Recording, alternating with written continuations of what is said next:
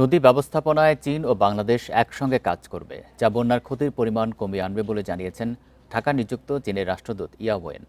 বন্যা ও ভূমিধসে ক্ষতিগ্রস্তদের সহায়তায় $1,00,000 অনুদান দেওয়ার পর একথা বলেন তিনি। সকালে রাজধানীর মগবাজারে বাংলাদেশ রেড ক্রিসেন্ট সোসাইটির প্রধান কার্যালয়ে চীনা দূতাবাসের পক্ষ থেকে এই মানবিক সহায়তা হস্তান্তর করেন রাষ্ট্রদূত। দুই দেশের রেড ক্রিসেন্ট সোসাইটির মধ্যে এটি মানবিক অংশীদারিত্বের প্রতিফলন বলেও মন্তব্য করেন তিনি।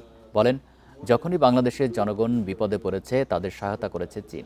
এছাড়া দুর্যোগ মোকাবেলায় সবসময় আর্থিক ও কারিগরি সহযোগিতা অব্যাহত রাখবে বেইজিং।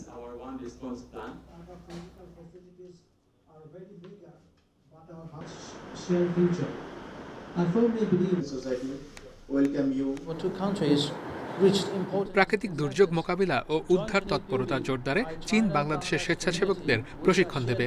সবসময় বাংলাদেশের সঙ্গে থাকবে চীন। এদেশের জনগণের স্বার্থ উন্নয়নে আমরা কাজ করতে চাই। বন্যা ও ভূমিধসের মতো দুর্যোগপূর্ণ পরিস্থিতিতে সব ধরনের প্রয়োজনীয় সহায়তা দেওয়া হবে। Livelihood and I